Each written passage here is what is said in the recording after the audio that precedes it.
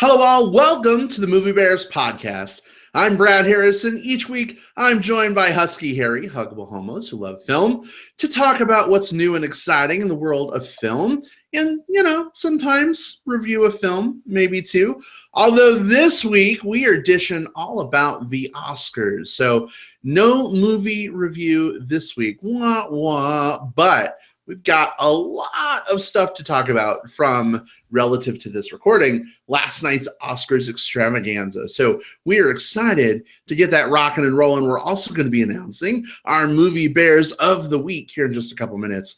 But before we unpack all that goodness, let me introduce you to two guys I could not live my life without. Jim Pugliafago, live on location, coming to you from some dark hotel bunker in a secret location. Welcome, Jim.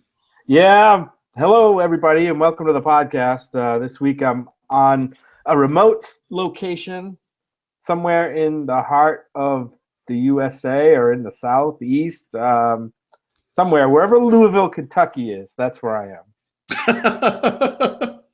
I'm pretty sure Louisville, Kentucky is in Louisville, Kentucky. So I guess... Yeah. I guess that answers Parts that question. Unknown, but kind of known. Just don't ask me to find it on an unmarked map. Oh goodness! I could probably get in the right quadrant, but that's about it. Oh boy! Well, babe, welcome from Louisville. Sad that you are most of a country away right now, but glad that you're able to join us. We've also got the illustrious Will Lindis with us as well. Welcome, Will. Hey there, boys. So glad to be back with you again, especially for tonight. I have a feeling we're gonna have a good chat about the Oscars here in a few minutes. Indeed. Yes, we are. It's gonna be a fun discussion. Absolutely. And want to give a quick shout out to those of you who are already hanging out with us in the live chat. Hello, sexy Dan McCord. Glad to see you hanging out with us. Welcome. Ooh. Hey, Dan. Hey, how you doing? Did you guys see that picture he submitted for the Movie Bears of the Week? Yes, I did. Whew, gave me the vapors, you guys. Some sexiness right there. This is definitely becoming a favorite segment of ours for that reason alone. It's I know I've said it before, but it's a treat every week just seeing like, ooh, handsome picture of a guy popped up on my phone. Oh, here comes another one. Oh, I'm at the grocery store. Oh, here comes another one. So yeah, we're definitely feeling the love, guys. Indeed. And for those who are also hanging out with us in the chat, feel free to sound off if you like. We'll give you a shout out. And if you are not in the live chat, but you are watching live right now on February 27th, 2017 at 5:45 p.m. Pacific Standard Time, you can join our live chat discussion. Just go to our YouTube page.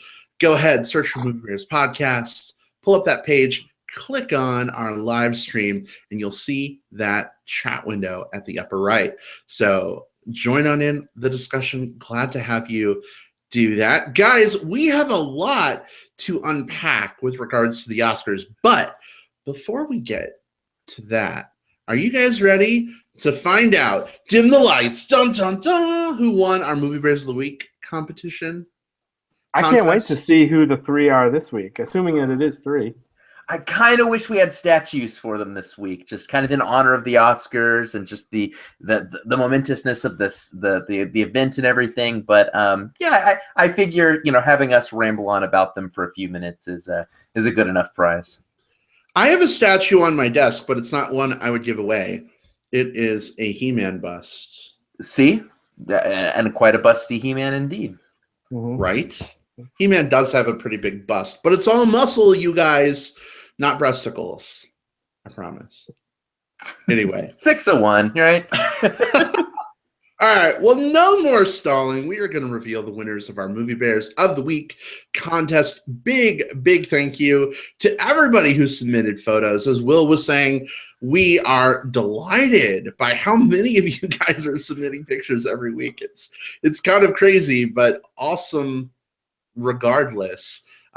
Let's get to our first one. Guys, this gentleman comes to us from Key West, Florida.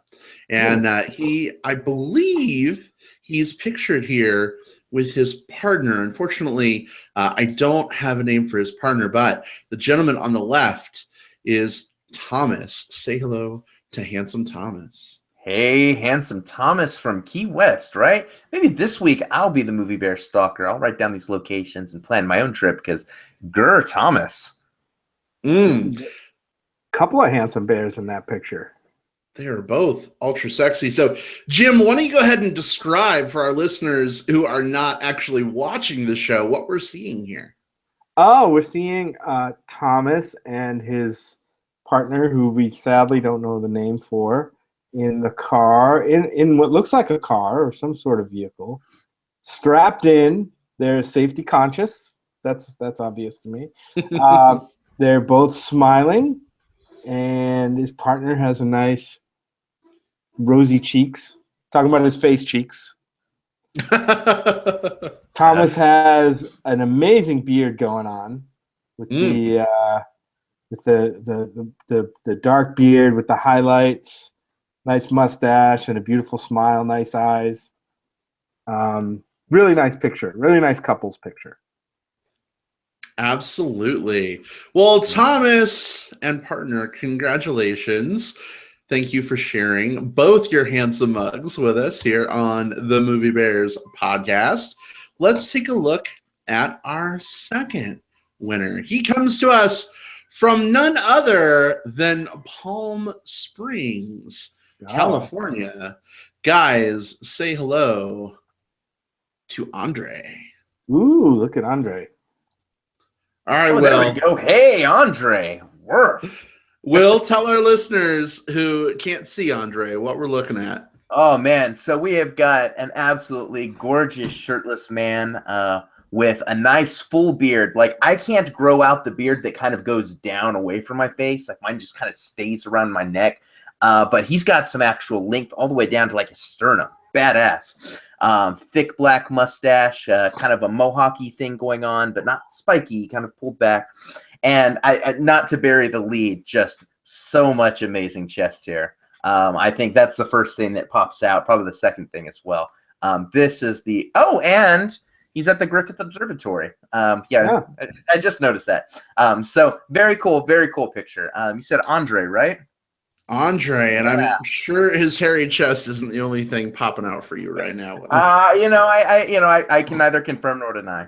Yeah, that chest is amazing, and he's got a beautiful smile also. It's really nice picture outdoors. Looks like somewhere outdoors near the Griffith Observatory on the grounds there. But and he's walking around shirtless with some sort of camelback backpack thing going on for hydration. Got to stay hydrated, even when you're rocking the hairy chest. I could get lost in that forest of fur, but my concern is that camelback like clip that goes across the chest would catch that chest hair in the clip, and then if you tug the strap, it could rip it out. Yeah, so be careful of that. That would be painful. We'd have to nurse him back to health. But maybe he likes it. Maybe he likes it. Maybe. Hey, we want to give a shout out to Ryan, who just joined us in the live chat.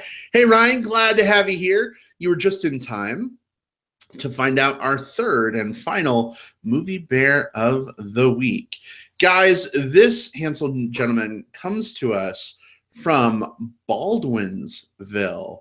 Say hello to Gary. Baldwinsville, that sounds familiar.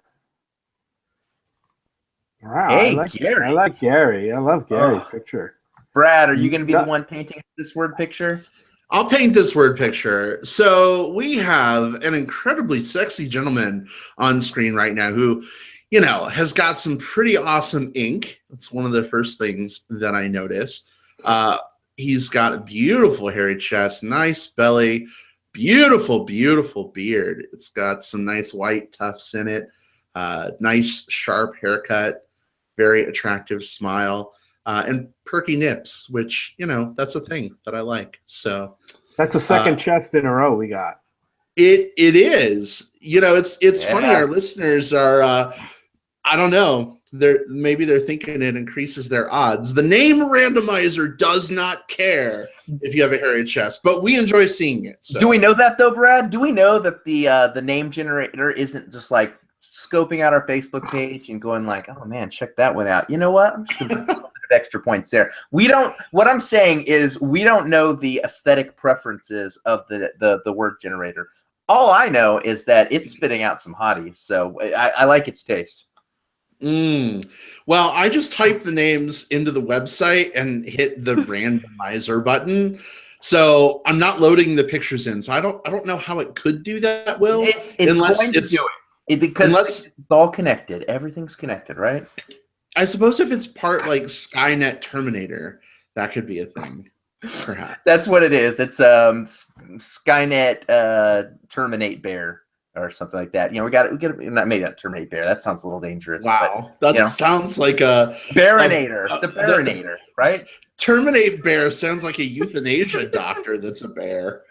That probably exists. There's probably a guy on Growler who's like, how come nobody's hitting me up? It's because you have a shitty screen name, dude. Anyway, Gary, thank you for submitting this super, super hot picture. Very handsome man. Congratulations to Gary and Andre, and of course, Thomas as well for being our Movie Bears of the Week. Congrats, guys. Another amazing stable guys, trio of guys to add to the stable we got going. Got them locked in the basement. Yeah. Oh my God, you guys! These fellas in the chat are going crazy right now, hooting and hollering and woofing. Ryan says in a country accent, "Giving me the vapors." Love a salt and pepper beer. Can you please say vapors again? Do not. Vapors. I don't know. Vapors. Giving me the vapors. Oh, I do declare, it's giving me the vapors. Bless his heart. Anyway. I love it. I love it so much. The Oscar for Best Supporting Southern Accent goes to Brad's shitty Southern accent. Anyway, Dan says they're catching on to our likes. Eventually, all the pictures will be shirtless. Again, the name randomizer doesn't care, but we certainly don't mind. So, if you want to submit a shirtless picture, you knock yourself out. No worries. We anticipate those pictures. Anyway, we anticipate and we appreciate them. You're doing a service for the show, really. We expect them. By anticipate, that's what I mean. That's right. That's right. All right. Well, congrats again, guys. We have some Oscar craziness to discuss. Are you boys ready for that? Yeah. Totally. Yeah. Absolutely. That's what I came for. Jim's like, I didn't sign on to this podcast to look at sexy hairy men. Oh wait. Well, that's a bonus. I'm here for the movies, not the Bears. Live Movie Bears podcast. Oh goodness, guys, we've got a ton of people hanging out with us live right now. Holy moly! What do you think? Is it the Oscars or the hairy chested goodness? Bringing all the column A, some of column B. Little of both. Well, by the way Twitter and Facebook blew up last night, you can bet a lot of them are here. As hot as the Bears are, you can bet a lot of them are here to dish about last night's Oscars show. Oh yeah. Well, in that case, let's not keep them waiting any longer. Here we go. Our breakdown of the Oscars.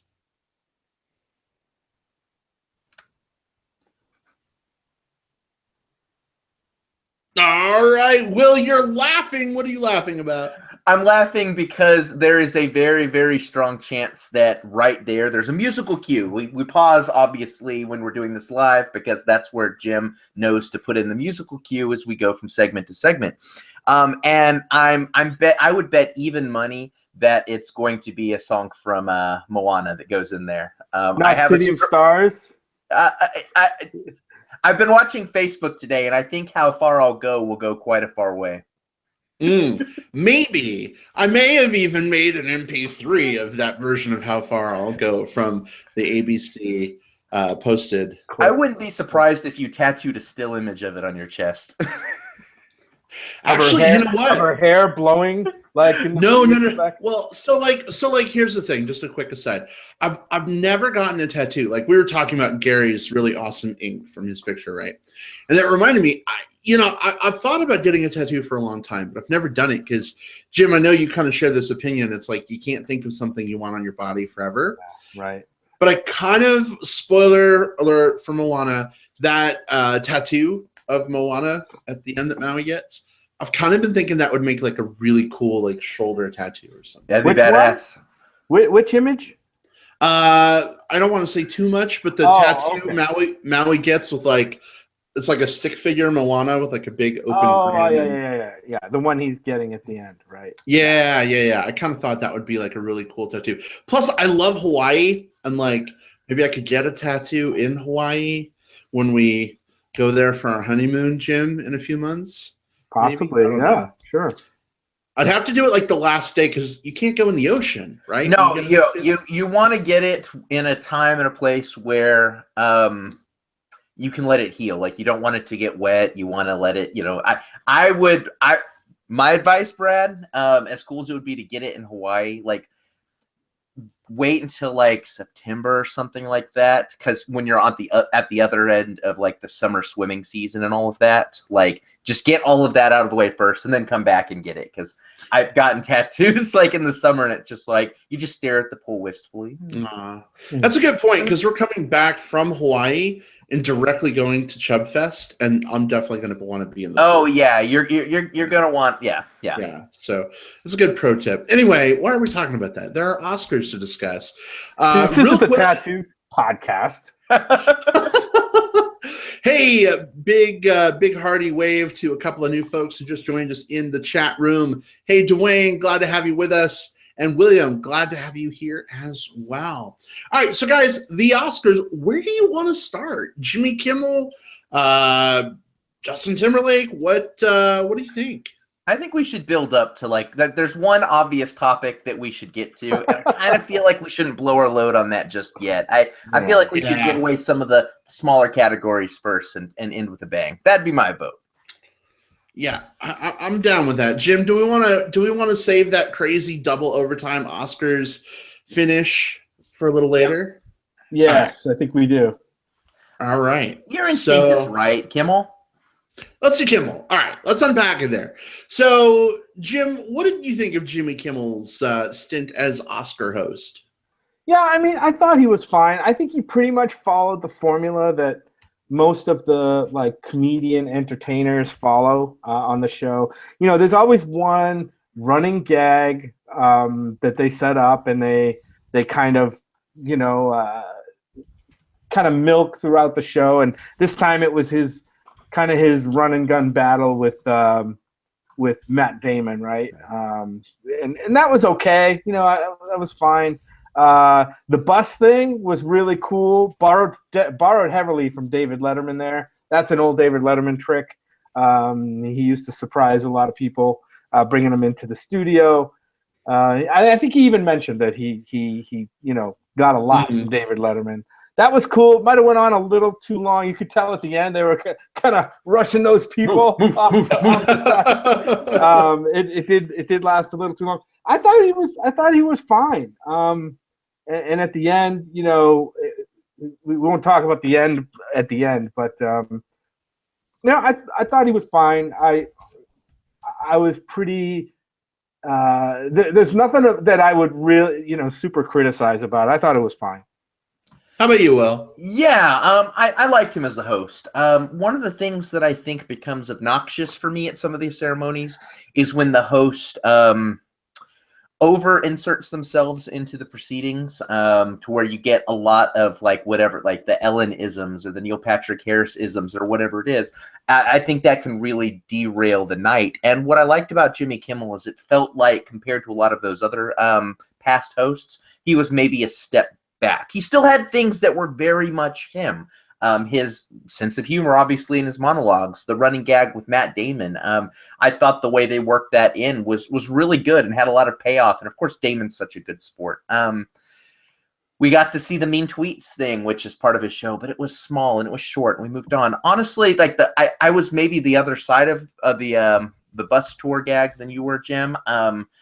I think that there was the potential for that to be really, really funny. I don't think it had the payoff that I was hoping for. So instead, it just became this sort of black hole of time as we just had a parade of people who weren't a part of the show taking up some of the time on the show. But as a host itself, you know, I think he was sort of like I would give him like a B+ or whatever that means. He was good enough, but he wasn't so in your face that it derailed the whole thing. Right. Yeah, I think I agree with you. I enjoyed some of his shtick, some of the things that he did. I do think the bus thing just went on too long, especially because there were some speeches that happened after that didn't really get much time. Yeah. And there are some other reasons for that as well. But I'm just kind of like, Kimmel comedy or like hearing from filmmakers and stars, like, you know, I don't know. I think there's a balance to be struck there, and it was a little heavy, but yeah, overall, I think it was fun. We unfortunately, Jim couldn't be here last night because he was traveling, but Yeah. we had an Oscar party here at the house, and we had about 25 guys, and I mean, everybody was just roaring at a lot of the Kimmel stuff. So, I mean, I think it went over well. I liked Ellen, but at the Ellen hosted Oscar party we had, the reactions weren't as raucous as with Kimmel. So I'm using that as a baseline to, I mean, because how often do you have 25 people in your house that you can like use as a test audience? You know, that's a fair comparison too, because I think both, when I think about comedian hosts who have had gags that went on too long, I think both immediately have something that jump straight to mind between the tour bus thing that Kimmel had, and then Ellen, her year was the one where they did anyone order a pizza? Hey, I've got one pizza. Who wants to go in on this? That was maybe funny for like 20 seconds, but got about like 2 minutes of screen time throughout the course of the night. It's just like the horse was just beaten to death by the time but I mean, it's the same thing. It's the same thing. I mean, you know, he incorporated, again, he kind of followed the formula. He incorporated food gags, right? Dropping food from the sky. Yeah. Was similar to the pizza thing. Hey, one of our listeners, Dan, our friend Dan, says that some of those mean tweets were spot on. And I did crack up laughing at some of it. It's fun. It's funny to see some of those stars like reading tweets about about themselves. And some of them are pretty nasty. But you know that they probably see that stuff a long time. You know, they probably see that stuff all the time. And we've got a live comment from Cisco from Albuquerque. He says, "Hi, Movie Bears. I'm very interested in knowing your thoughts on Best Animated Feature Film."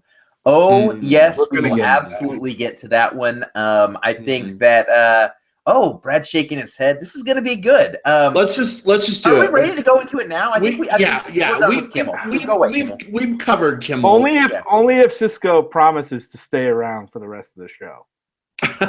All right, Cisco, you have warped the flow of Movie Bears podcast reality to the topic you want to hear about. So you damn well better hang around for 5 minutes while we talk about it. We'll know too. We will know if you tune off. Like if you step away to go piss. You know, if you're like, I'm gonna check to see what's happening on Netflix. We will know. Yeah, we're watching you.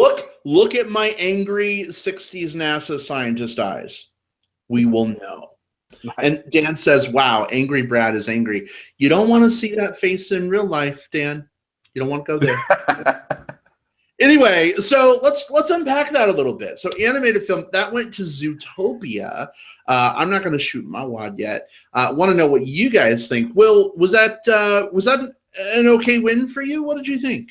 So, first of all, I want to say that this was probably one of the most competitive categories for me in terms of like who I thought could have or should have won. I have not yet seen My Life's a Zucchini. It doesn't open here for another 2 weeks, but I've seen the other 4 films: Kubo, Moana, The Red Turtle, and Zootopia. And I personally would have been extremely happy with any 4 of those winning. I think Kubo and the Two Strings was my personal favorite animated film of the year, I would have also put The Red Turtle very strongly in that conversation. Moana and Zootopia kind of share a similar territory for me. I think both were pretty solid. I think Zootopia had more to say. I think Moana kind of said what it said more elegantly. I'm happy with all 4 of these picks. You're not going to get Angry Will out of this one. I liked Kubo the best, but it was by a hair.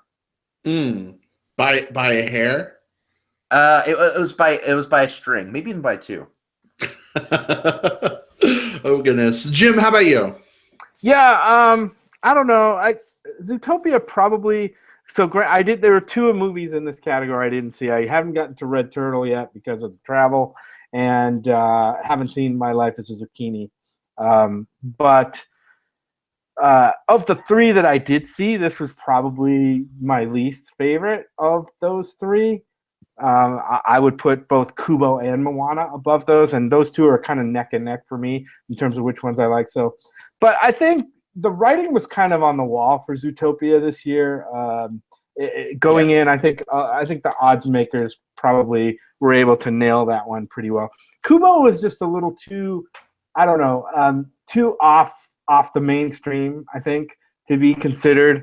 Moana, I don't know, maybe a little too late, maybe a little too kid-friendly, and not, Zootopia had that kind of edge to it, that contemporary message, supposedly, edge to it, that I think Academy voters probably resonated with and probably put it over the top. And just because I wouldn't pick it doesn't mean it's not a worthy winner. I think it's worthy. It's fine. I don't have a big complaint. It just wouldn't have been my pick.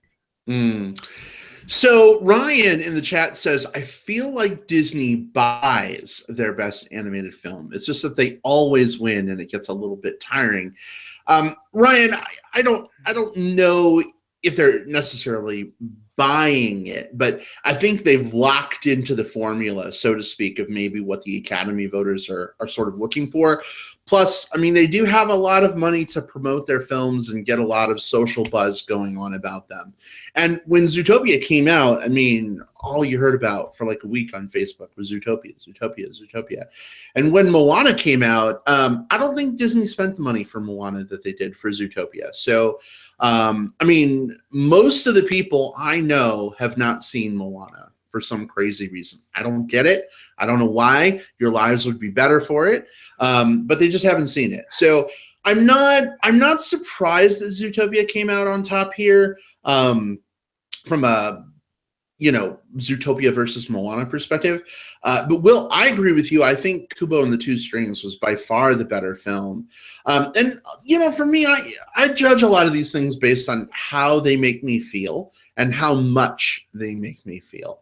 And I had a couple laughs in Zootopia. I know it had a message, but it didn't really evoke much emotion for me. It felt sort of cookie cutter, Disney. And so, when you hold that up against a film like Kubo and the Two Strings, which just like broke me, put me back together, broke me again.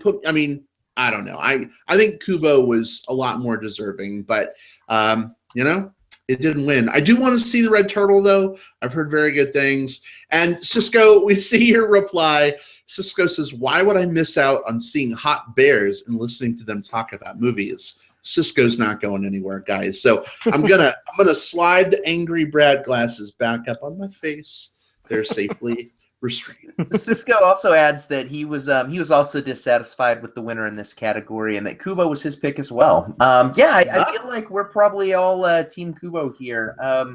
But the great thing about the Academy, when I look at it sort of from my lens, is that I try not to look at this as a kind of like a this team versus that team, or like I think a lot of people really go into Oscars I saw it a lot on Facebook last night, very treating it like a sports event, like your team. Yeah, my movie was good, your movie sucked. And of course, and I saw it from people don't think we saw these movies. Yeah. For We're me, gonna talk about some of that. this is such a celebration of film, and I want to celebrate all of these films. This is a strong animation category, a category that hasn't been around for a terribly long time in the history of the Oscars. And for us to have a category with, again, I've not seen My Life as a Zucchini. It's killing it on Rotten Tomatoes with like 100% score right now. But the other four that I have seen are all top-notch films. That's all you can ask for from an award ceremony. Yeah. Hey, I quick. just want. Oh, go ahead, Brad. No, go ahead. You sure? Yeah, do it. I just want to get back to Ryan's point that they buy their way in. Ryan, there's a little bit of truth to that. A lot of these studios, and it's not just this category, and it's not just Disney. A lot of these studios campaign very heavily. They do woo the Oscar voters with special screenings, and it's kind of a shady deal. So you've got to kind of cast kind of a jaundiced eye toward this whole awards process. You got to think like you got to get out of the mindset that the Academy is going to honor the best art in every category.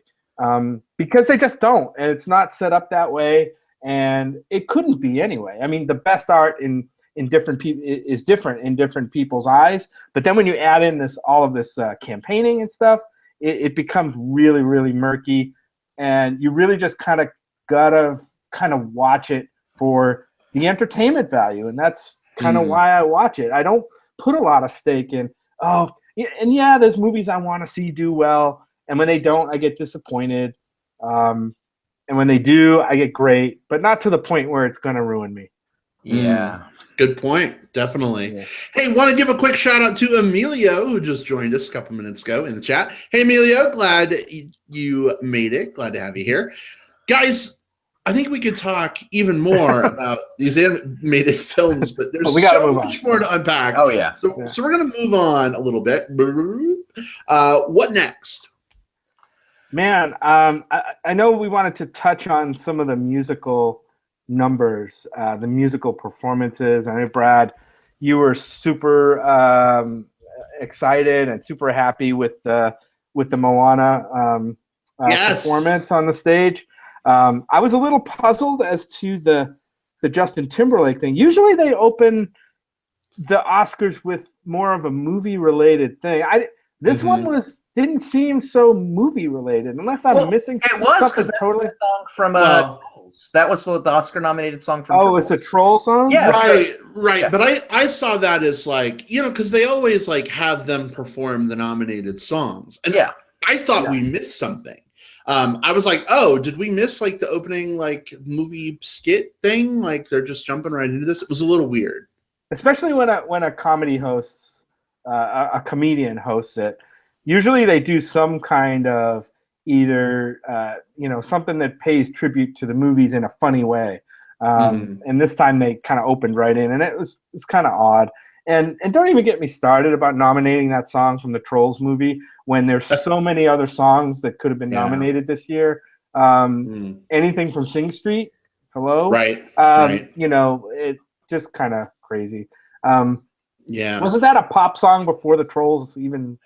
No, it's just the release schedules were off. The song came out first. I think there was like a 5-month gap between the two. But it was more of a release schedule thing. It was a song written for the movie. They just happened to release them. They released it in the summer because they wanted it to also be kind of like the summer hit and like the hanging out by the pool with friends type song. But the movie wasn't slated for release until I want to say November. Mission fucking accomplished, because at all the Bear pool parties this last summer, all I heard was that fucking song practically on repeat. So maybe that was what it was. Yeah. But I will say a couple things real quick. So from the chat, Dan really liked your suggestion of Sing Street, Babe. He says, drive it like you stole it in giant capital letters. And I agree. That was a fucking awesome song. I listen to it once a day. pretty much. So totally get what you're saying there, Dan. That would have been great. I do want to just touch on the How Far I'll Go performance by Oli. How do you pronounce her first name? Is it Ali? Oh, wait a minute. Don't go online and like criticize people for not being able to spell her name and then come on here and not know how to say it. Hey, Isn't it Ali? I know how to spell her name, but I've heard it even at the Oscars. Like they pronounced it like two different ways. So like, in any event, so when we run our Oscar party, we have like the main like den area with the big TV and everything, and then that room's full of people, and then we have like a formal living room with the TV set up across the house with a bunch of people. So I was in one room, and she started to do How Far I'll Go, and like the other Moana fans, Sammy and Matt, two of our good friends here from Tucson, were in the opposite room. And like they were like looking around for me, and I was like looking around for them, and like we met each other in one of the rooms, and we were like on the edge of our seats like that whole performance.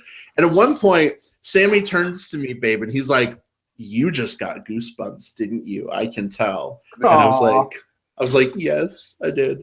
And then like right after that, she got hit in the head with the fan thing behind her, and I rewound she and kept watched going. it a couple of times because it was funny.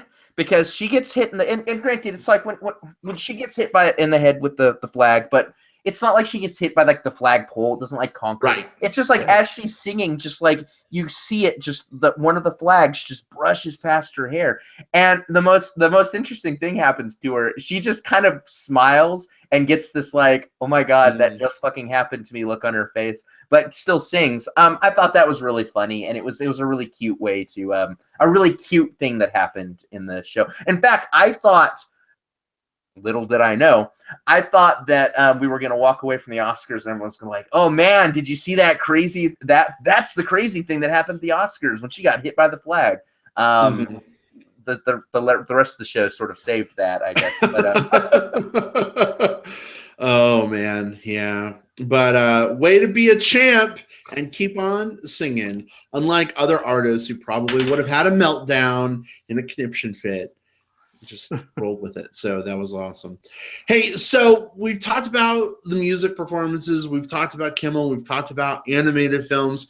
What do you guys think of all this backlash against Casey Affleck going on today about how does a hobo win an Oscar?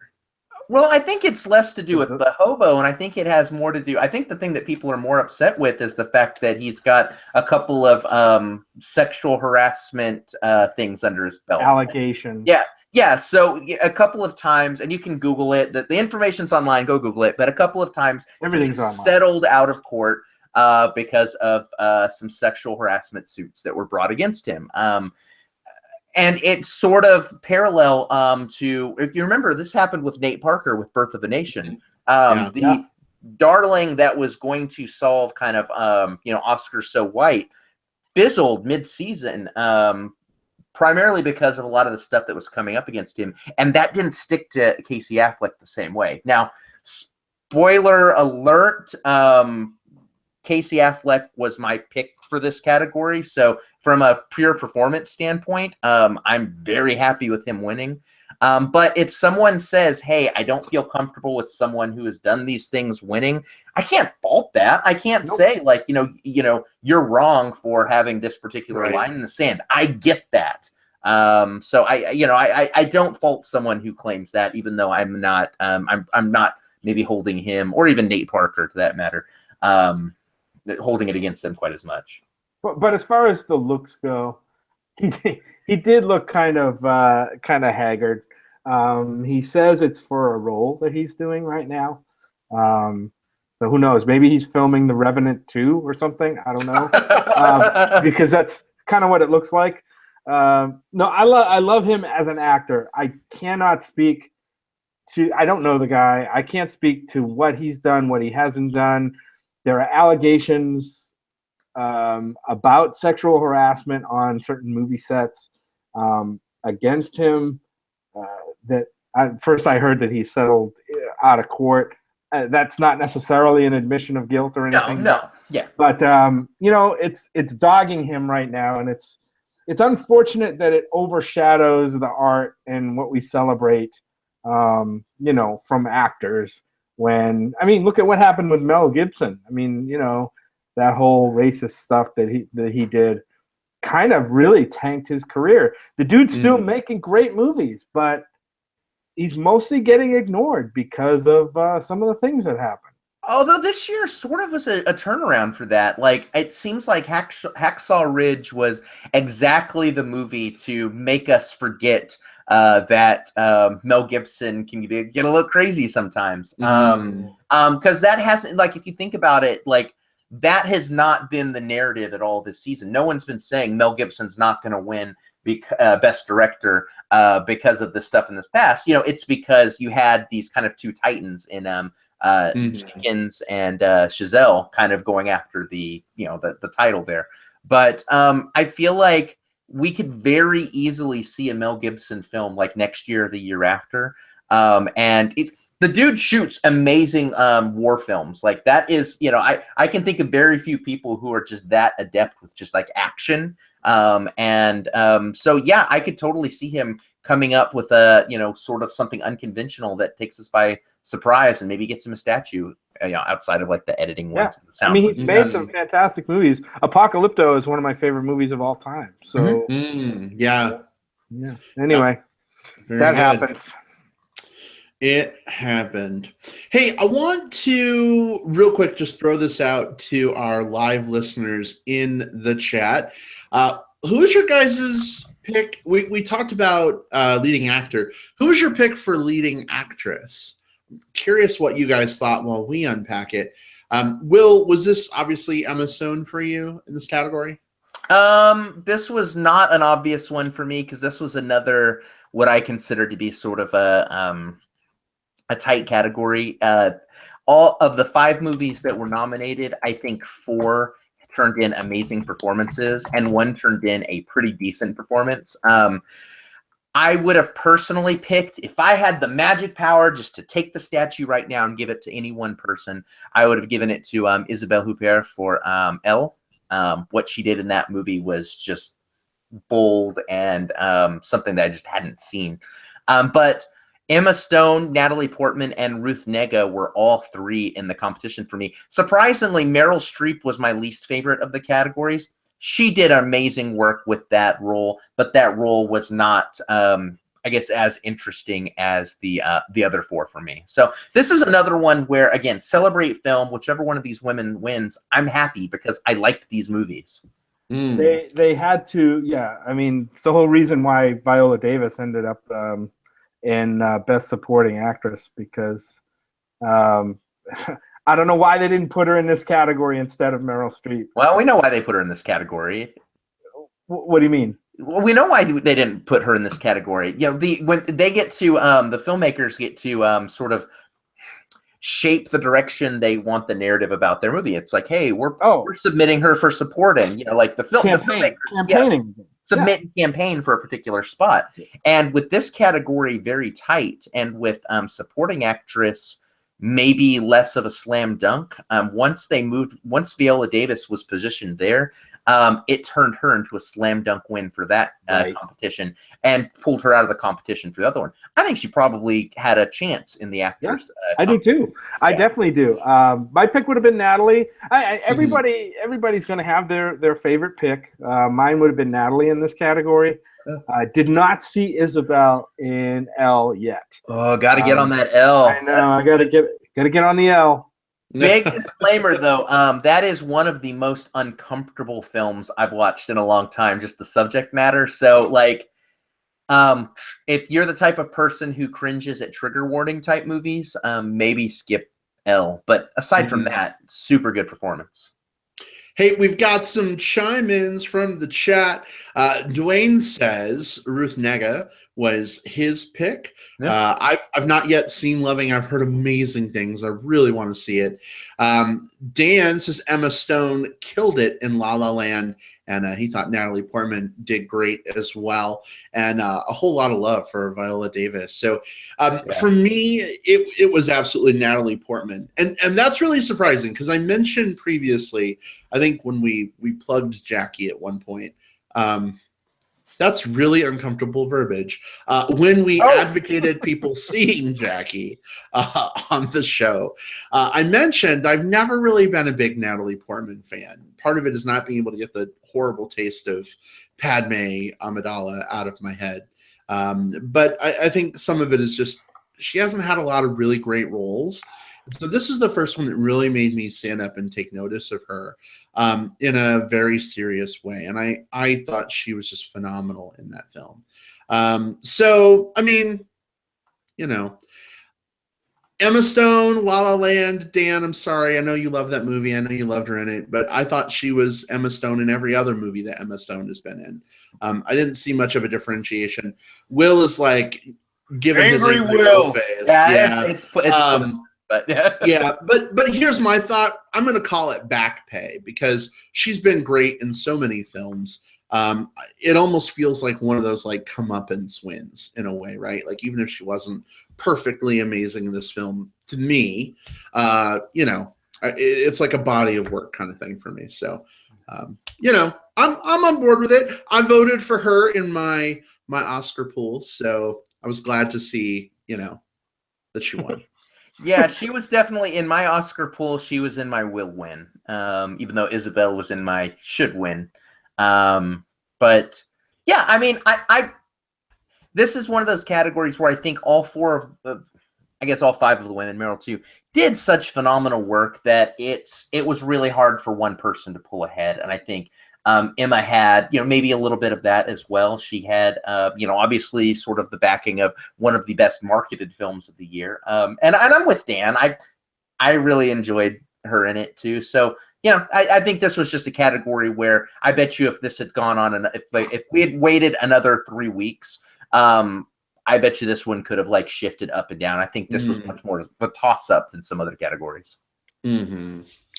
Well, guys, we are starting to get long in the tooth on the show already, and we still have so much more to talk about. We're going to hold off on on 2-hour Oscar special. We're going to hold off on the end of the Oscars a little bit longer, and we'll just kind of throw this open to you guys in terms of the in memoriam segment. Were you surprised at all that it was as short as it was, given how many celebrity deaths that we had? Well, it was short.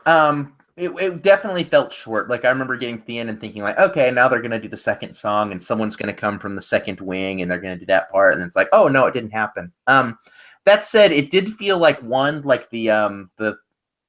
of the people clipped along a lot more quickly than they would normally. You know, we didn't see full sequences from everyone. We just saw little quick snippets next person. And then a lot of the people that you really think of as like snubs were ones that were probably like less in. We had a lot of notable deaths, but a lot of them were also in like music and things like that, and weren't necessarily Academy members. Things like Gary Shandling and Florence Henderson, but they were definitely more TV. You know, even they did films, but they're definitely thought of more as TV personalities. One thing of note, there was I don't know if you guys saw this. There was an in memoriam goof where they put a living person in place of a dead person on there. Janet Patterson, she's this Australian costume designer. She won, or she was nominated for 4 Oscars: The Piano, Portrait of a Lady, a couple others. She died in October. But they instead used a different Australian woman named Jan Chapman, who's still alive and a film producer, and they put her picture in place. Even more awkward was the two worked together on the piano, so it was just sort of weird, like to see. I imagine like watching the Oscars and seeing in memoriam and seeing your friend's honor card come up, but it's your picture and you're probably still alive at this point. That's got to feel like either uncomfortable and weird, or the setup to a really, really interesting episode of Black Mirror. You never want to see your face on an in memoriam come up, that's for sure.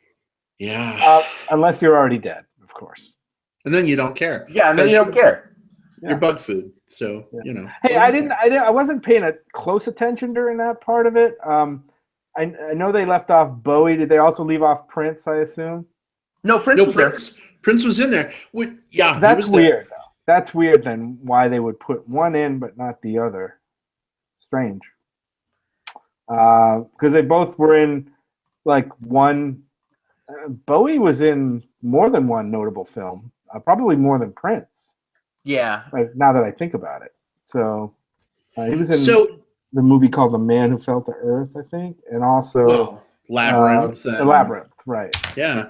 So, do you have to be an Academy member in order to be in the In Memoriam segment?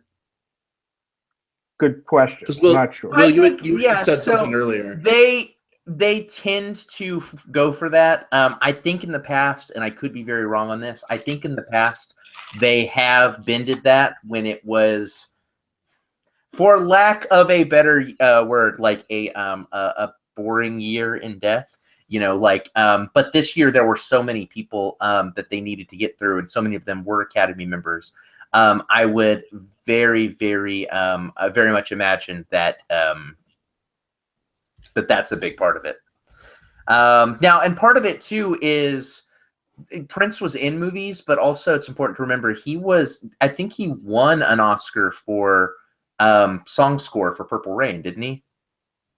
Yeah, there you go. And so I think if you're a winner, you're automatically in, right? And so at that point, like I think, and I don't think Bowie, and I could be wrong, but I don't think Bowie had that under. So I think if in a vacuum, if you can only choose Prince or Bowie, and you're the Academy, it's going to be Prince because he's a former winner. Right. Possibly. Possibly. Who knows? I'm not sure. There's probably some explanation somewhere. But Yeah. hey, I wanted to talk about. I mean, the evening started off really great with the first award going to Mahershala Ali. Yes. For Moonlight. I'm like, yes. This could be a very, very interesting night, and it was, of course. But I mean, it was, Brad, Will, we talked about categories being stacked with almost anybody who could have won. That first one of the night was one of those categories. I mean, you had Jeff Bridges, Dev Patel, Michael Shannon, Lucas Hedges, who had won a Golden Globe, I think, for Manchester by the Sea. So, and Mahershala Ali, who I was pulling for to win, and he did.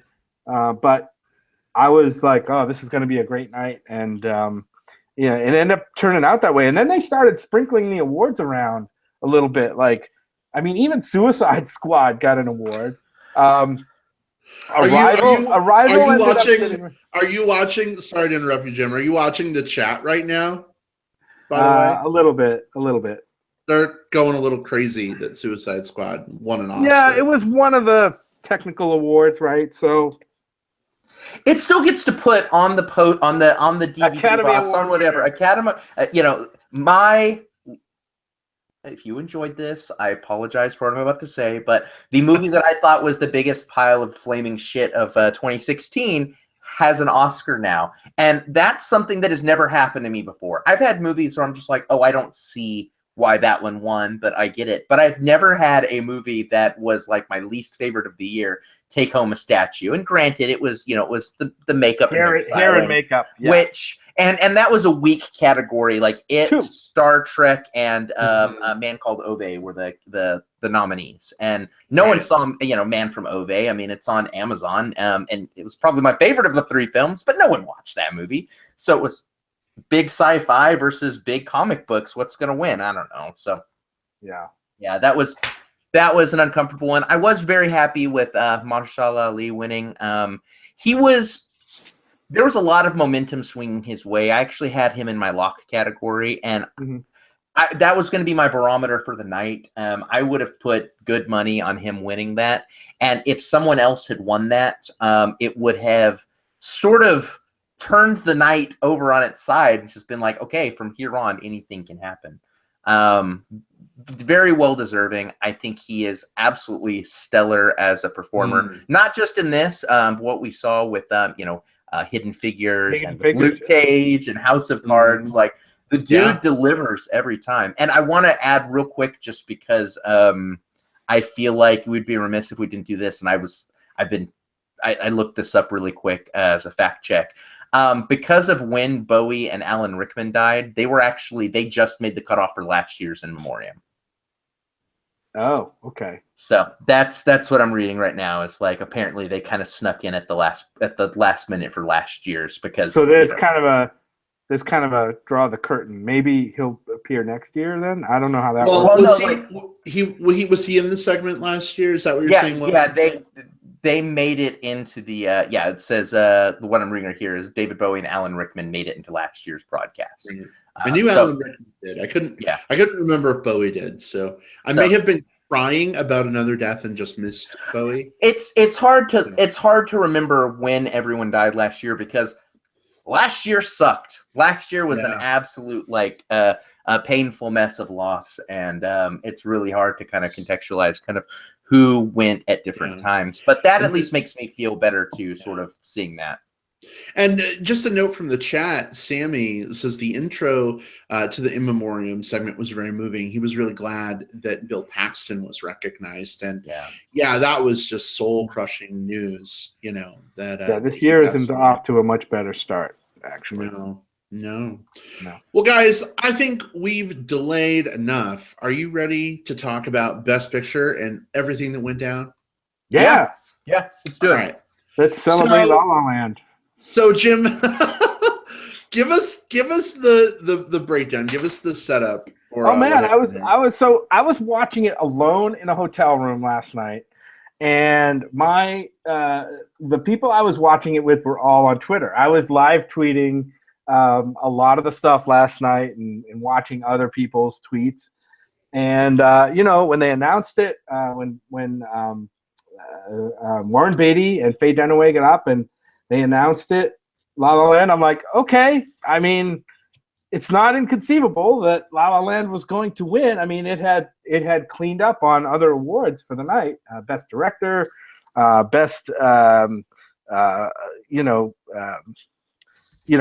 best song, best score, best actress. So I'm like, okay, great, La La Land wins. And then I see and I'm ready to go to sleep. I'm ready to turn it off. And I look back at the screen and there's a commotion going on stage. There's a guy running around and saying, "Oh no, it didn't win. We actually lost." And I'm like, I thought it was a joke. And then he's like, "Oh no, it really happened." And there's a lot of breakdowns online about what really happened. And in a nutshell, what happened was somehow Warren Beatty was handed the wrong card for the category. Instead of being handed the card with the Best Picture winner, he was handed the card with the Best Actress in a Leading Role winner, which had already been given out to Emma Stone. But there's 2 cards for every category at the event. And somehow he got a hold of, they gave him the wrong card. And he went out there and he read it. And upon replay, you can see that he hesitates. He looks at the card and he's like, he doesn't know what to say, because when you're up there and you are ready to announce the winner of Best Picture, you're looking for a movie title, right? And that's what he saw on the card. He saw a movie title. That movie title was La La Land. He wasn't quite sure what to do. He handed it to Faye Dunaway, who also saw the same title and said La La Land. And they all came up, and then the producers figured out something was really screwy. A guy came running on the stage with the correct card. At one point, both cards were on that stage, and Warren Beatty had to explain himself. And I just felt horrible for everybody involved. I felt horrible for the presenters. I felt horrible for both movies, because La La Land, they get their hopes up high, they get on the stage only to have it dashed. And I felt bad for the Moonlight team, because they really didn't get their deserved kind of moment, you know what I mean, to shine. It was kind of like, oh, by the way, it just sucks all the way around, and mistakes happen.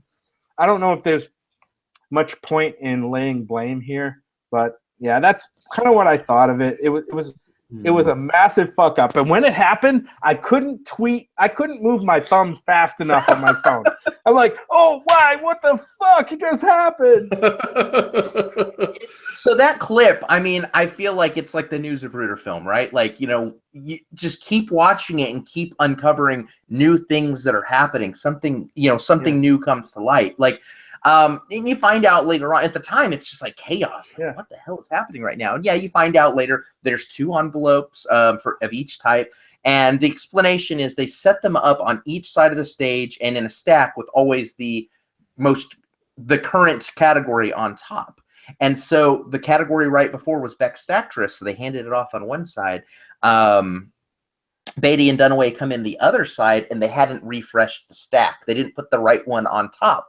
So at the top of that side is guess what? Best Actress. And I loved so much watching, like, I don't blame Beatty at all in this, but at the same time, sneaky, as he's reading it, and he notices it. You're right, he does notice that there's an issue. But he hands it to Faye Dunaway. It's like I don't think his brain was understanding what it was seeing. Well, no, he said in an interview, he was like, afterwards, like he saw that it said Emma Stone, and he's like, this can't be right. I don't think this is correct. But they handed me this envelope, so I don't know what to do. So he handed it to Faye Dunaway, kind of thinking like, maybe she'll get it. And she, at the same time, looks at it and says, well, hell, we're running short on time. Let's just go with it. Well, to be fair, she was like nudging him to like come on. And so he handed it to her. It's not like, I mean, at least to me, it didn't look like he was like, oh, I don't want to deal with this. Here you go. No. And that's it was not like what they I'm were saying. they were working through the confusion. No. Okay. It actually really bothers me. And Jim, I saw a tweet from you about this earlier too. That everybody's been talking about, like Warren Beatty should be in the old folks' home and never allowed to be part of Hollywood again. Let's get that out of here. Yeah. I'm like, are you fucking kidding me? Like, someone from the local newspaper here in Tucson wrote an article last night about the Warren Beatty Oscar blunder. And I'm like, you fucking dick. Like, I never tweet celebrities with negative things. I just don't do it. I think it's crass. But his Twitter handle was then in that article, and I'm like, you know what? I'm tweeting you, motherfucker. And I was like, no. Like, why don't you try going back and watching it, Mr. Alternative Oscar Facts? Thank you very much. Oh, man, I wish I had seen that. I think we all had seen something that really pissed us off last night. You mentioned some stuff that you were seeing on social media that kind of bent you the wrong way. I saw some stuff also from somebody who said something about like, hey, can we not have old people at the Oscars anymore? What? And I totally like laid into him. I'm like, dude, you need to lay off that stuff. And the response was, oh, I'm going to do what I do. And I'm like, it's like, well, I'm going to unfriend you. I mean, I don't know if he did that or not, but like, no, I mean, seriously. I didn't do that. But don't get me started about like ageism. And I mean, if you do that shit, that's no different than being racist and saying something absolutely racist. Like we shouldn't have this kind of people on the Oscars anymore. Don't get me started on the ageist stuff. It's just as gross and bad as being a straight up racist. Period. Sure. Like, these are the people who built the house that the rest of us are living in. Like, we wouldn't be watching these movies with these particular aesthetics, with these particular values, if we didn't have the people who did this back then, and these people, I mean, Beatty and Dunaway are they're legends. They're legends, and for a reason. So, no, I mean, if you blame anyone, maybe it's PricewaterhouseCoopers, although I don't blame them as much for the mistake, because mistakes happen, whatever, They have something built into their things where they have, like, I believe it's something like 60 seconds to immediately stop the show, get out there and stop it. And it was a good 2 or 3 minutes before they actually got out there and did anything. So the only thing I really fault them for is they hesitate. From the time that name was read, they should have actually been out there and had stopped the show as part of the procedure by the time the La La Land crew was just hitting the stage. So just to kind of set the stage for how long this took. So last night, Oscar party, we did an Oscar ballot thing where people can make their predictions. And, we have a trophy made up every year that we give away to whoever has the most correct. And so after they announced La La Land as the winner, we just opened the box. We start taking out all the ballots. We got all the ballots graded before they came out. And I mean, you had to go through like 25 ballots. You know what I mean? We had a few of us working through them, but I mean, it took some time, and we're about ready to announce the winner of our award. And all of a sudden, he's coming out and he's like, no, Moonlight won. This isn't a joke. And Question, did that change the winner? No, it did not. Oh, I mean, What? that What do would you have mean? been the perfect Oh, way to oh, close oh. your party. Right. Is it Right. the It last would have minute, been. like Gary Yeah. Bear is standing there at the statue, and you've got to say, Uh-huh. "Sorry, Gary, it's Tom that wins instead." Yeah. So our friend Matt and I, we won, but we've won in the past, and winning your own trophy is not a great idea anyway. So we just gave it to the next like highest number of votes, and he had accurately chosen Moonlight, but he would have won anyway. You know what I Yeah. mean? But I'm like, man, it would have been way more epic if like that had tipped the scales and we had to like grab the trophy from one person and hand it to somebody else. That's what I'm saying. Yeah. That would have been great. It's hard I because think in spite of everything that happened, I think, and Dan says this in the chat, they seem very gracious about this is the La La Land crew or team that was on the stage and got most of the way through their thank yous before they figured out that they really didn't win.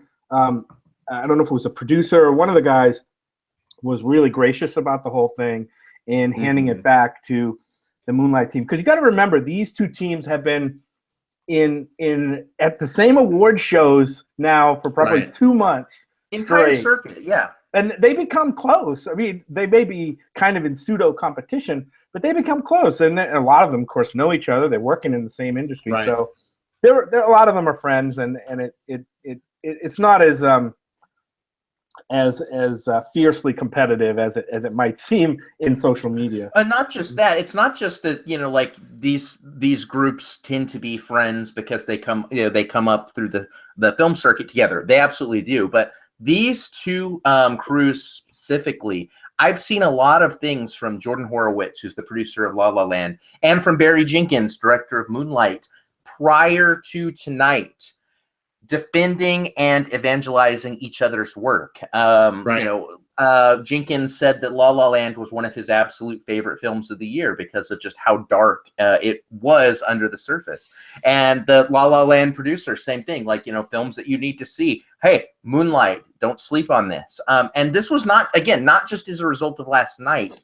This is well before this. And so that's what I mentioned, that I was a little frustrated kind of coming into the Oscars this year. I'm usually the one, probably way less so than Jim. Jim's more of the fuck the Oscars guy. Not to put words in your mouth, but not full on, but I enjoy it for what it is, and I don't put too much stake in what it's not. But I'm the one who enjoys, comparatively, I've defended more of kind of like the Oscars and kind of what it is. And this year has been the first year I've been really turned off by the Oscars, not because of the Oscars themselves, but because of the reaction. I saw so much fuck Moonlight, I love La La Land. Fuck La La Land, I love Moonlight. And it's just like, I love movies. And I celebrate film. And taking the joy of someone else's joy in the films that they love away from them, being snarky and snide and kind of having some jabs, that's fine. But this was really virulent. This is very angry, the stuff that I saw, and it made me uncomfortable. Especially considering these were my two favorite films of the year. Like, Moonlight was my number one. La La Land was my number two. I loved both of these movies. Like, I didn't feel like I needed to pick a team. I was here along for the ride, just seeing stuff that I loved. Yeah. I mentioned that article that I read last night, and some people were, commenting on the article, and it kind of sickened me because, Arizona is a red state. And a lot of people were commenting that the people who love Moonlight are the same people who voted for Obama. Oh, God. Hey, Brad, if you didn't learn your before, you learned your lesson last night. Stay the fuck out of social media and blog comments. Right. Avoid all the comments.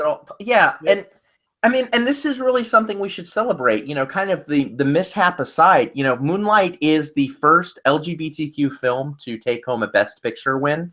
And not only is it a queer film, but it is a film that focuses on intersectionality, people of color. That's something we don't get to see as much. There are a lot of films about what it's like to be a white guy who's gay. it is a lot harder to get notoriety and kind of backing for films that kind of show different aspects of what it is to be queer. I am so happy that this is the one that took Best Picture. And it's also A24. They've only been around for like 4 years now. One of my absolute favorite distributors. In fact, they're my mark of quality right now in films. This is their first Best Picture win. Don't sleep on A24. If you see anything that says A24 but in the first title card, it's probably going to be a pretty amazing movie. Yeah. And there's so much to unpack, even in terms of just some of the kind of the coded racism that came out of this whole thing. And that's part of what makes this so uncomfortable. We saw a lot of like what you saw with the Obama, if you voted for Obama, you must like Moonlight. I saw a lot of if you read the headlines right now, Washington Post, this is the headline about the Oscars. La La Land producer Jordan Horowitz is the truth teller we need right now. If I'm looking at NBC News, Oscars 2017, Jordan Horowitz, La La Land producer, wins praise. Next headline after that, who is Jordan Horowitz? Get to know the man who graciously handed the Oscar. So he absolutely handled things the right way when he handed that trophy over the way that he did. That said, every single one of these headlines is couched in the form of what Jordan did, and we're not seeing, hey, right. Moonlight won. Look at this important film about what it is to be a POC and to be queer. Here's one for you. Can you imagine how it would have been if they had flipped, if the results were flipped, and La La Land had won, and somehow Moonlight was red and got up on the stage and had to hand over that award? That would have been really, really, really horrible. As bad as it sounds, I think a lot more would have been made out of that situation. Either way you slice it, I don't know that we want to get too deep into unpacking. No, that's a quagmire. But either way you slice it, I mean, obviously mistakes were made. I think Horowitz handled it as well as he could in the moment. But I do lament the fact that the headlines are about, white guy handed an Oscar to the Moonlight team, and not how amazing Moonlight and the team behind it are. Yeah, it's go ahead. Yeah, it's just stolen the news cycle away, and it's stolen the headlines and a lot of the, I think, praise and discussion that would be happening around Moonlight and focusing it elsewhere instead. So it's white graciousness instead of like queer / black triumph, and that's sucks. Now that said, it's not La La Land's fault. It's not Moonlight's fault. No. It's not Warren Beatty or Faye Dunaway. It's a shitty thing that happened. And if anything, the one thing that I think is kind of nice about this whole thing, right now the headlines are very skewed, right? But Moonlight is now going to be something that is seared into people's brains. When people think back 5 years from now, they're not going to remember what won Best Picture last year or the year before, but they'll probably remember which film won Best Picture this year. And that's cool. That's something that I think it's this weird little footnote in history, but it has helped cement it as something that people will hopefully pay attention to. I mean, the film made 20 million theatrically, which is fairly low compared to a lot of these things. So maybe this will be an uptick in Blu-ray sales. Maybe this will get people to start seeing. I was just going on my soapbox about this on social media today. Every single person that was like, "I love Moonlight and I love queer film," it's like, great. Now come to a queer film festival. I'm part of a programming committee for one that's every September here in Austin. It's like, embrace queer cinema. Moonlight is a great foot in the door, and it is a brilliant film, and it's one everyone should watch. But we shouldn't stop here. We should keep enjoying this genre. It's one of those. It's one of those rare like crossover movies. Yes, one of the characters in the movie is gender conflicted, or not gender conflicted, but sexuality conflicted. But I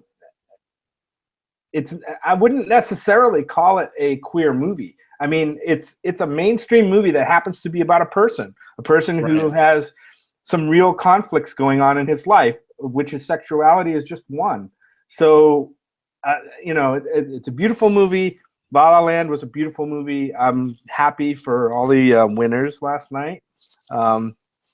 Most of them Suicide Squad. But overall, I mean, this is kind of the shot in the arm, maybe, that the Oscars really needed. I mean, look at it this way: whoever hosts next year, the jokes are already written. Like, oh God, I don't want that though. The envelope jokes are already written. Like, swapping envelopes is going to be at least 3 of the jokes next year. Well, there's so much more that we could continue to unpack, I'm sure, but alas, we have reached that point in our show when it is time to look towards wrapping up. So we're going to move on to some plugs.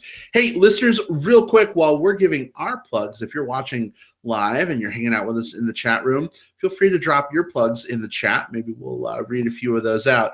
But for me this week, we were talking about Kubo and the Two Strings earlier. It is available for $4.99 on iTunes right now. I have no idea why that movie is so cheap in terms of its price, but for $4.99, even if you haven't seen the movie, you're not sure if you would like the movie. A, we're telling you it's amazing, but B, for $4.99, it's worth taking a chance. You can own it. I mean, it's like $1 more than renting it. You get to keep it. So definitely a good value. So check it out, Kubo and the Two Strings. Jim, what have you got this week? Hey, I'm not sure what we're going to review next week, but get out and see a movie called Get Out.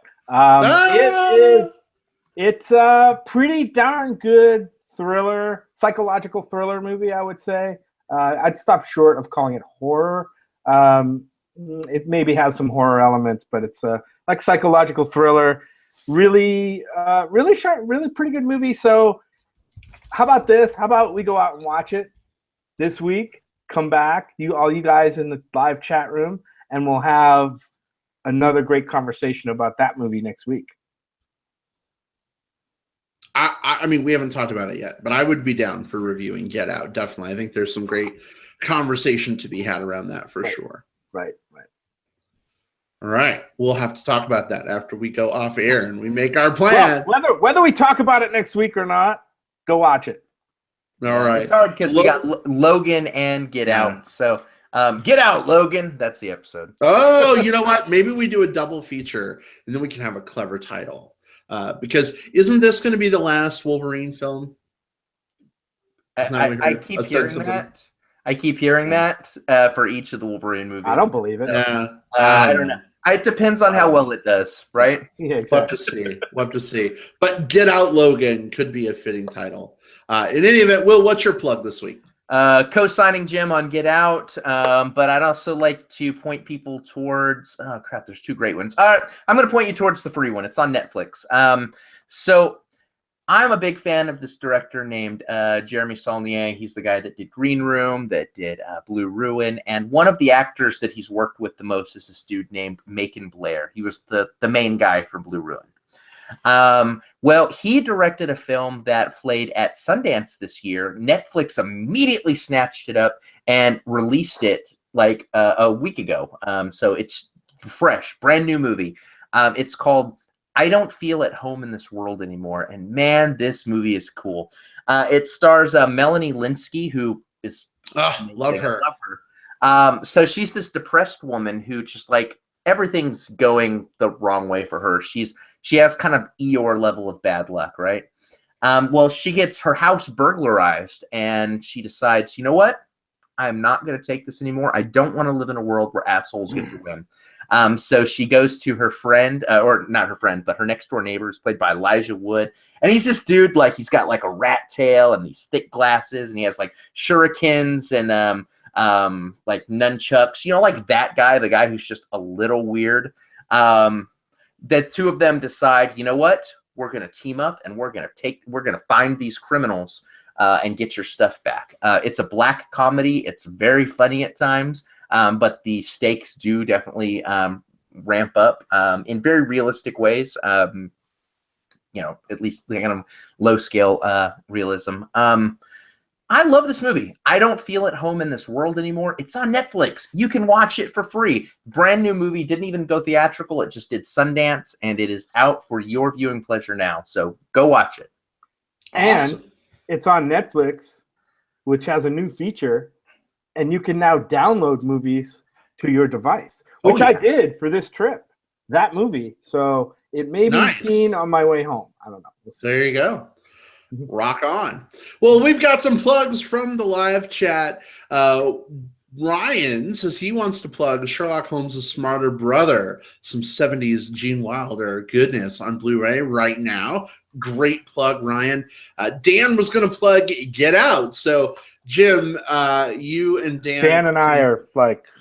You guys can like double plug each other with the Get Out. And then Dwayne says that speaking of the Best Picture debate, your Brokeback Mountain lost. He was upset until he actually saw winner, which was Crash, which was also good. He says that resonated with him. Loved them both, but Crash gripped him more. So thank you guys for your plugs in chat. And hey, thanks for everyone who hung out with us tonight on the live show. Whether you commented in the chat or not, it was great having you with us. And Emilio and Dan and William and Ryan and everybody else, Dwayne in the chat with us. Good hanging out with you guys. Thanks for sharing your thoughts with us. Before we part for the night, Jim, where can our listeners interact with you on the Twitter sphere? Yes, you can find me on Twitter at JJPOutWest. That's me. There you go. And Dan says, as you were saying Mind Meld, Jim, he was typing Mind Meld into the chat. Nice. So there you go. You guys are like on a wavelength. Yep. Will, where can our listeners interact with you? You can find me at Whatever Cove on Twitter. All right, fantastic. And you can find me at iBradPro on Twitter. Feel free to send us a tweet, reach out. We'd love to hear from you guys. You can, of course, find this episode and most of our past episodes on our website, moviebearspodcast.com. And you can find about the last 100 or so episodes in iTunes or Stitcher. The problem with that is you only get the last 100. And guys, this is episode 222. I don't know if you noticed that. Yeah, love that. Room 222. That was an old TV show. Yes, and in a few weeks, we're going to have episode 227, and I loved 227 on TV. I don't know if you ever saw that show. I don't think I saw that show. It was so good. It was awesome. Now the theme song is in my head, so I'm going to have to listen to it. In any event, check out our back catalog. Guys, did I show you at our Facebook chat like the download breakdown the other day of like the old episodes that were getting some play? No, you're always amazed at that. Okay. Well, like episode 8 or something got like 25 downloads the other day. I forget what movie it was exactly, but I'm like a 4-year-old episode, like just random downloads. I think it's cool that you guys are checking out our back catalog. So hopefully you're finding some cool stuff there to enjoy. Guys, thanks again for joining us. Those who are listening on digital tape delay, hello to you too. We don't give you guys enough love because you can't really message us from the future while we're recording, unfortunately. But feel free to send us a tweet or drop us a Facebook comment, and then we may read that on air next week. We'll see y'all later. Take care. Goodbye, everybody. See ya. Goodbye. Bye-bye.